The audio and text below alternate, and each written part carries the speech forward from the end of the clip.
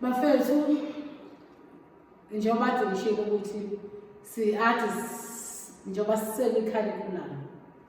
Sichazile i-curriculum, ngiyathanda mina ukuthi ngabukeze ngidlule kuko ukuze sizoba kulayini sonke siqonde ukuthi kwenzakalani. Sichazile i-curriculum ukuthi yini, sase siphinde futhi sichaza ama-types of curriculum akuqhutshwa ngawo ey'koleni zethu. Njengamanje ake sibheke manje ama-forces a-influencer i-curriculum. Sibheke manje ukuthi yiziphi ezinye izinto ey'nokhuza influence i-curriculum yethu ukuze ukufunda kwethu kwala e-South Africa kube nempumelelo futhi kwamukeleke. Uyayibona into leyo. Now, 5 forces that influence curriculum development. Ngize ngayithi PPKTS. Yazi ngenzelani? Ngenzela ukuthi uwazi ukubamba nako ekuqaleni yabo. Wenzela ukuthi noma usufika lapha ku-test ngoba iyabuzwa lento. Either i-test noma ku-exam. Kodwa wena makwenzeke kubamba kwi-test noma ku-exam noma kuma-assignment kodwa wazi ukuthi sikhuluma ngalezi PPKTS. Then eyokuqala bafethu i-philosophical forces, bese kube isibili i-psychological forces, eyesithathu kube i-knowledge forces, eyesine kube i-technological forces, eyokugcina kube i-social forces. Ake siboneke leyokuqala ukuthi i-philosophical yona isiphathele ziphi iy'ndaba. Bafethu-ke nayo i-philosophical ake sifunde ukuthi uthini bese-ke ngiyichaza kahle egcineni ukuze usuzoyiqonda kahle ukuthi uthini. Nasencwadini yakho ikhona iy'ncwadi lezi zaka-education lengiyisebenzisile lezi nawo nazo nawo ne-inthanethi-ke uyawazi uku-eda i-information lapho. Kodwa-ke njengamanje-ke ake sithole ukuthi bathini-ke bona-ke abacwaningi mayelana ne-philosophical forces. These forces is also called the social constructivism forces. This force is determined the way their teachers view their teaching practice by applying their work in the good way, teaching learners and availability of resources that support teaching and learning, scaffolding learners, giving learners motivation.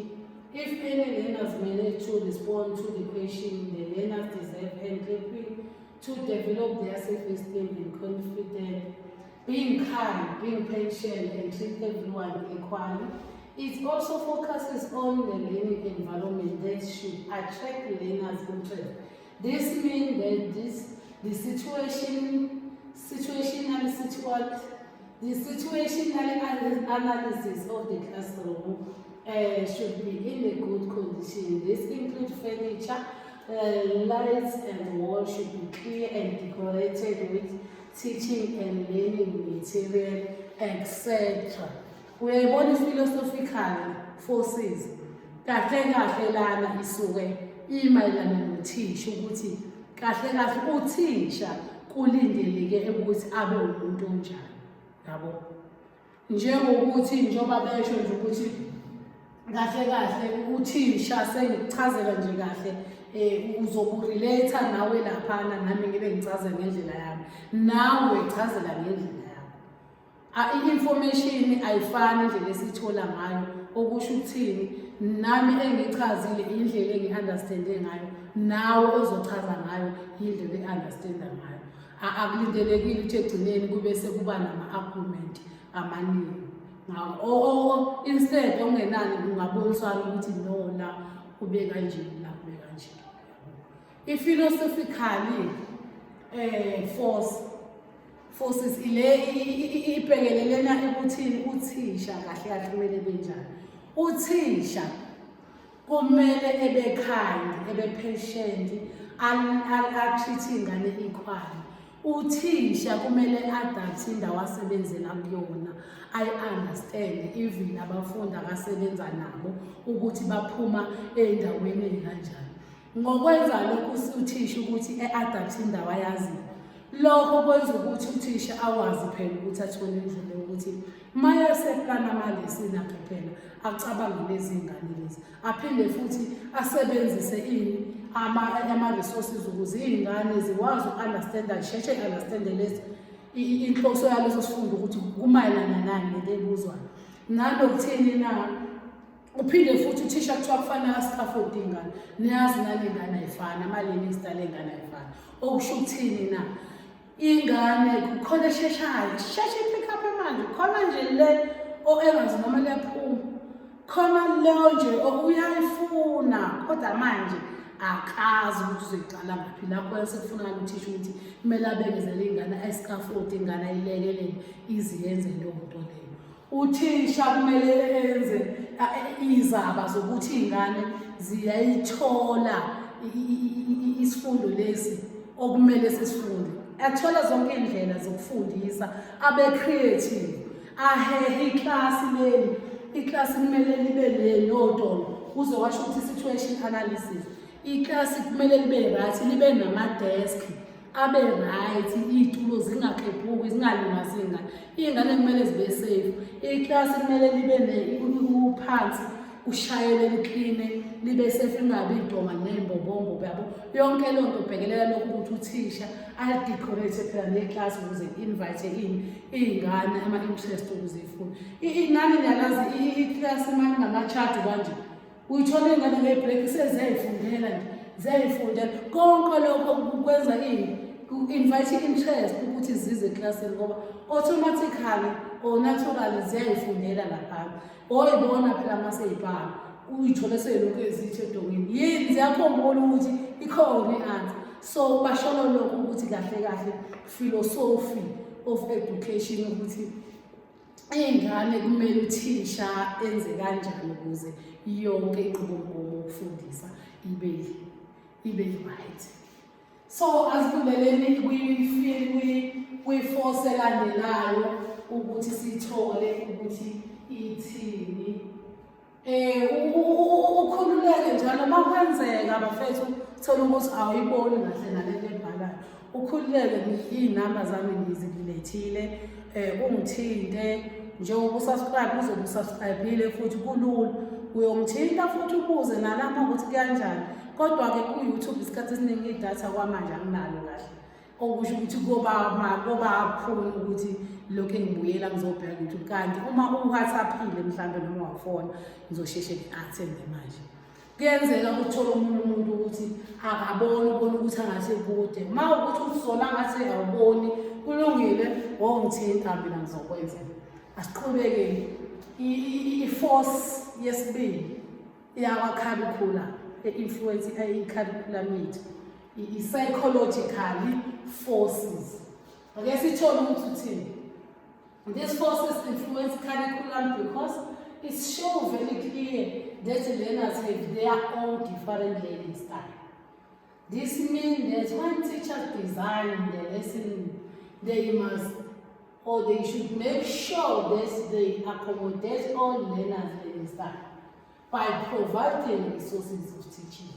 It also emphasizes that if teachers they have positive attitude and working cooperatively with everyone, this will develop teaching and learning process much easier. The effective learning whereby learners are able to share their prior knowledge so that they will be able to build their knowledge by relating to their experiences. La psychology bafethu uyabona nje ingqondo. Ishuthi la kuyabheka ukuthi indlela yokusebenza kwabantu, ingqondo yabantu kubalula kanjani uma ukuthi mhlambe beyiqonda lonto, njengokuthi bayasho ukuthi ingane shuthi ama-theorist athile labo ukuthi ingane eklasini azifani kanje. Okusho ukuthi uma wena thisha uzile uzofundisa, cabanga phela ukuthi ingane kunengane enjalo yona amakhulu ihlezi ngeva nje, ukuze wazi ukuphatha isithombe, ukuze wazi ukubona, isheshe ibone naye, uzoyibona isiphendula kuqala ukuthi yini ingobani usuyilethele indlela elula yokufundisa. Uthi futhi uma othisha bene-attitude e-right, othisha beyeke ukuthatha ama-personal issues abo bezowaletha ey'nganeni la. Uma i-attitude yothisha i-right, ney'ngane kusetshenziswana kahle nje. Isifundo sizwakale, iy'ngane azimsaba uthisha, nothisha naye uyayithanda iy'ngane. Babasholo lokho nje ubudlelwane obuhle phakathi eklasini yokulekelelana kwenza ukuthi i-education yethu ihambe kahle futhi. Ake sithole ukuthi le landelayo ithini. I-knowledge forces.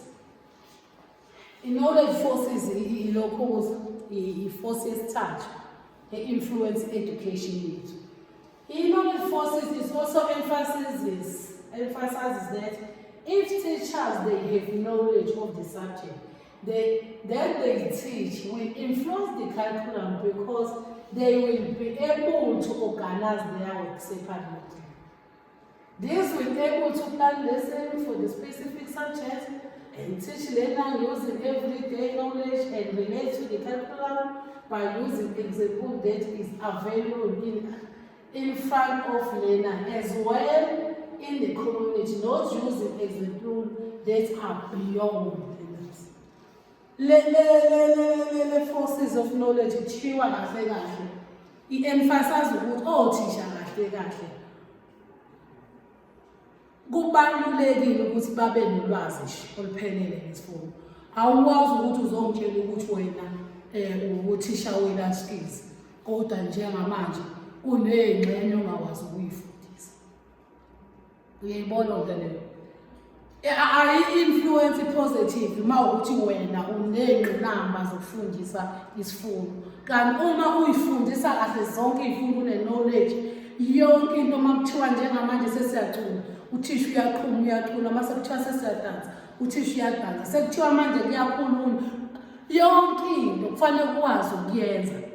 Uthisha kumele abe ne-knowledge yendawo, i-understand indawo njengoba dikshini, ukuze akwazi ukuthi athole ama-example asendaweni. Uma efundisa ukwazi ukuthi asho ukuthi niyabona lapha esontweni iy'ngane zizosheshe zithi yes, yini unolwazi lendawo le akasebenzela kuyona. Okusho ukuthini na? Uma esefundisa akadlale ngama-example akhona, aphinde asebenzise ama-example akhona eklasini. Angalokho efuna ama-example aseThekwini, ase-Cape Town, iy'ngane engafinyeleli kuzo. Futhi-ke kakhulukazi-ke nje iy'ngane emakhaya-ke kwesinye isikhathi thina-ke sihlala emakhaya, abanye abanawo ama-TV. Manje wena uma usuzolokhu umtshela ngomkhumbi, uyayibona nto le.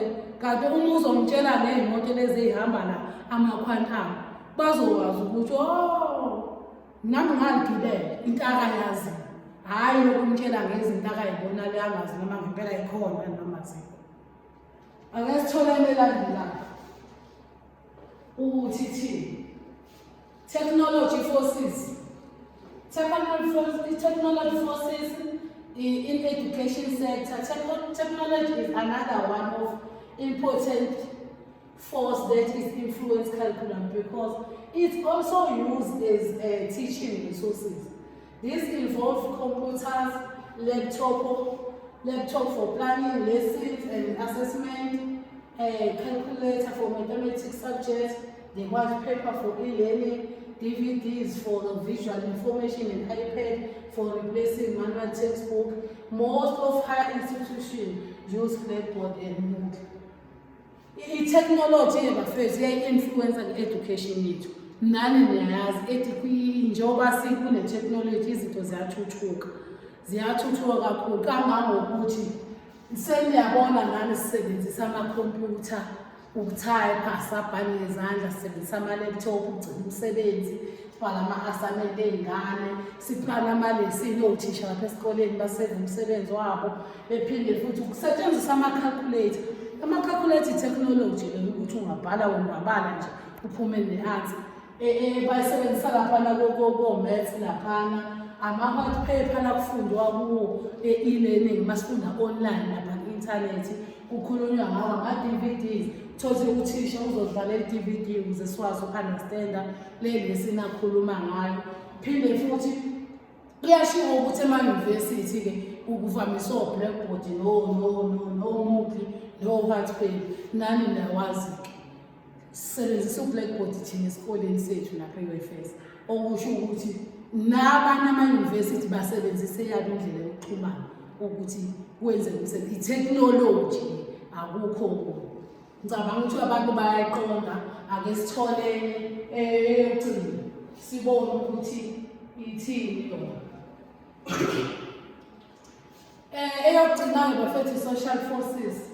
Inclusive education and community issues such as HIV/AIDS issues are in the current issues that are detected and need to be implemented in our school.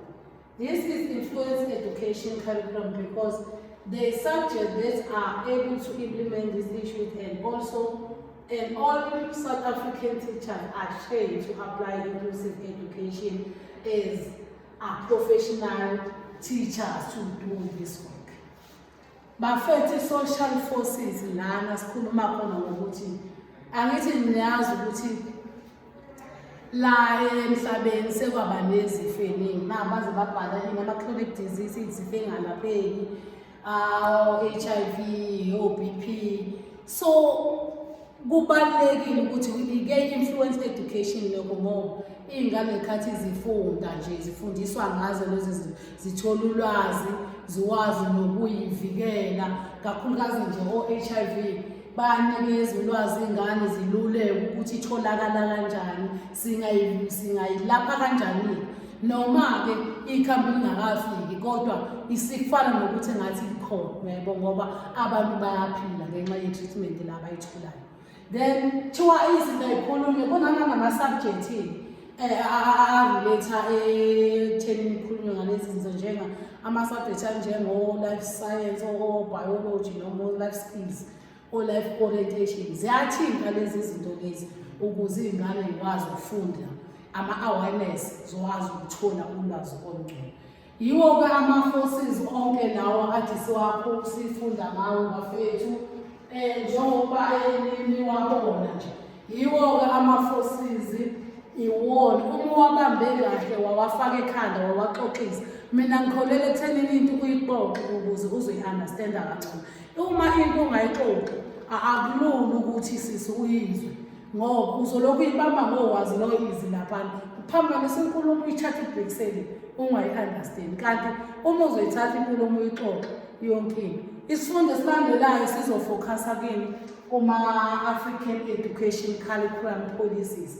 Imqulu le esisebenzisayo ka-education sizothola ngayo ukuthi kwenzakalani ngayo. Ngiyabonga.